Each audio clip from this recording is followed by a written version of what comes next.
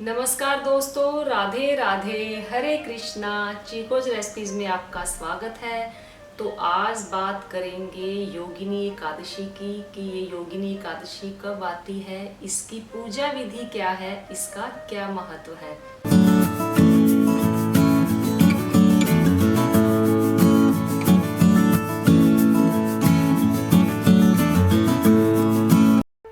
Subscribe करें chikoo recipes को और बेल आइकन को टैप करें मेरी हर वीडियो सबसे पहले देखने के लिए।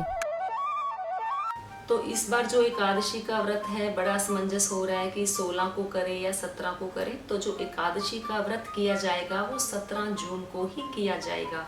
हर एकादशी पर मैं आप सबको बताती ही हूँ कि साल में 24 एकादशी होती है और बढ़ा हुआ महीना जिसे पुरुषोत्तम मास बोला जाता है वो आ जाता है, तो 26 एकादशी हो जाती है। तो इस साल जो है वो बढ़ा हुआ महीना है, पुरुषोत्तम मास है, तो इस साल जो एकादशी होगी वो 26 एकादशी होंगी। तो आषाढ़ मास के कृष्ण पक्ष की एकादशी को योगिनी एकादशी के नाम से जाना जाता है। एकादशी के दिन भगवान श्री हरि, भगवान श्री विष्णु की पूजा करने का विधान है। श्री नारायण को प्रसन्न कर उनकी कृपा पाने के लिए एकादशी के दिन व्रत और पूजा की जाती है। तो योगिनी एकादशी का अपने आप में बहुत ही महत्व है। जैसे वैसे तो हर एकादशी का अपना महत्व होता ही है। मैं हर बार आपको बताती हूँ कि अलग अलग एकादशी की कथा भी अलग अलग होती है और उन अलग अलग एकादशियों का जो महत्व है वो भी अलग अलग होता है। तो एकादशी तिथि का अपने आप में बहुत ही महत्व है। पद्म पुराण में भगवान श्री कृष्ण ने युधिष्ठिर को एकादशी का महत्व बताते हुए कहा है कि जैसे नागों में शेषनाग, पक्षियों में गरुड़ और मनुष्यों में ब्राह्मण और देवताओं में भगवान श्री विष्णु और पेड़ों में पीपल श्रेष्ठ है, उसी प्रकार से सभी व्रतों में एकादशी का व्रत सबसे श्रेष्ठ है। शास्त्रों के अनुसार एकादशी का व्रत करने वालों को किसी पूजा और व्रत की आवश्यकता ही नहीं होती, क्योंकि ये अपने भक्तों के सभी मनोरथ पूर्ण करके उन्हें विष्णु लोक पहुंचाती है। इनमें योगिनी एकादशी का तो एक अलग ही महत्व है। ये प्राणियों के अपयश को दूर करके और उनके चरम रोगों को दूर करने में सहायक होती है। पद्म पुराण के अनुसार योगिनी एकादशी समस्त पापों को नाश करने वाली, संसार सागर में डूबे हुए प्राणियों के लिए नौका के समान है। यह देह की सभी आदि व्याधियों को दूर कर सुंदर रूप, गुण और यश देने वाली है। इस दिन भगवान श्री हरि की पूजा का विधान तो है ही है, साथ ही साथ एकादशी के दिन पीपल की पूजा का भी विधान है। कहते हैं कि भगवान श्री हरि की जब एकादशी के दिन पूजा करते हैं तो पीपल की पूजा भी जरूर करनी चाहिए, क्योंकि पीपल के पेड़ में भी भगवान श्री हरि का और भगवान श्री लक्ष्मी का वास होता है। योगिनी एकादशी का व्रत और पूजा करने से 88,000 ब्राह्मणों को भोजन कराने के बराबर फल मिलता है। तो एकादशी का व्रत भगवान कृष्ण ने स्वयं ही कहा है कि ये बहुत ही उत्तम होता है, और जो श्री विष्णु भक्त होते हैं या जो कृष्ण भक्त होते हैं वो एकादशी का व्रत तो करते ही करते हैं। तो एकादशी की पूजा विधि क्या है ये मैं आपको बताती हूँ। तो हर बार की तरह बताती हूँ कि दशमी तिथि से ही व्रत शुरू हो जाता है। दशमी तिथि को दिन ढलने से पहले आपको भोजन करना है, और कभी आपको भोजन करने में देरी हो भी जाए तो कोशिश करें कि बिना प्याज लहसुन का भोजन करें, सात्विक भोजन करें, खिचड़ी या चावल ना खाएं या चावल से बनी हुई कोई चीज़ ना खाएं। फिर अगले दिन यानी कि एकादशी के दिन सुबह उठे, गंगा जल डालकर स्नान करें, भगवान श्री हरि ओम नमो नारायणाय या ओम नमो भगवते वासुदेवाय मंत्र का लगातार जाप करते रहें। अगर आपको एकादशी के दिन स्पेशल चौकी लगाकर पूजा करनी है, आपको कलश स्थापना करनी है, तो पूजा आप वैसे भी कर सकते हैं। नहीं तो नॉर्मल रूटीन में जो अपने घर के मंदिर में पूजा करते हैं आप वैसे ही करें। भगवान श्री हरि की पूजा के साथ साथ आपको माँ लक्ष्मी की पूजा भी जरूर करनी होती है, क्योंकि कहते हैं जहाँ भगवान श्री हरि होते हैं वह लक्ष्मी भी जरूर आती है, और जहाँ लक्ष्मी जी होती हैं वहाँ नारायण हरि भी जरूर पधारते हैं। तो आपको माँ लक्ष्मी की भी पूजा करनी है, आपको भगवान विष्णु की पूजा तो करनी ही करनी है। पीले वस्त्र धारण करने हैं, केसर चंदन का तिलक लगाना है, पीले फूल चढ़ाने हैं, तुलसी चढ़ानी है। और आपको जो भोग बनाना है, आपको या तो दूध से बनी हुई कोई पीली मिठाई का भोग लगाएं, नहीं तो आप मखाने की खीर बनाएं। मखाने की खीर की वीडियो का जो लिंक है आपको डिस्क्रिप्शन बॉक्स में मिल जाएगा।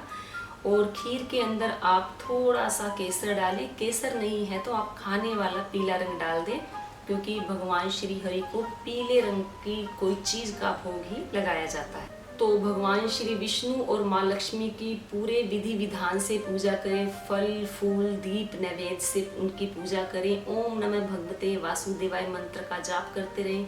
विष्णु सहस्त्र नाम का जाप भी आप कर सकते हैं। उसके बाद आप करें आरती और माला का जाप करें। माला आप चंदन की माला भी ले सकते हैं, सफेद चंदन की, या तुलसी माला से जाप करें तो जो भगवान श्री हरि है वो विशेष प्रसन्न होते हैं। आप ओम नमः भगवते वासुदेवाय मंत्र का जाप करें। 1 माला करें, 2 करें, 5 करें, जितनी आपकी इच्छा है। उसके बाद आप सुने एकादशी की कथा। कथा सुनने के बाद आपको देना है सूर्य भगवान को जल। सूर्य भगवान को जल जरूर देना चाहिए एकादशी के दिन। तो सूर्य भगवान को जल देने के लिए आपको एक तांबे का लोटा लेना है। उसके अंदर आपको पानी डालना है। उसके अंदर आपको लाल फूल, लाल चंदन, थोड़े से चावल, गुड़, लाल चंदन या लाल फूल नहीं है तो आप उसके अंदर रोली भी डाल सकते हैं। और जो आपको सूर्य को जल देना है, कोशिश करें कि वो पानी आपके पैरों में ना आए। वो पानी आप किसी गमले में ही डालें सूर्य भगवान को जल देते हुए।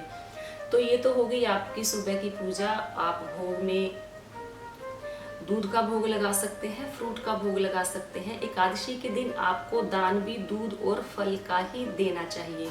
और आप संकल्प लें कि आपको व्रत कैसे करना है। निर्जला रखना है, फलाहार रखना है, या आपको नमक वाला भोजन करना है। नमक वाला भोजन से मतलब कि जो फलाहार लेना है आपको नमक वाला लेना है। जो भी भोजन आपको लेना है, दिन ढलने से पहले आपको भोजन ले लेना है।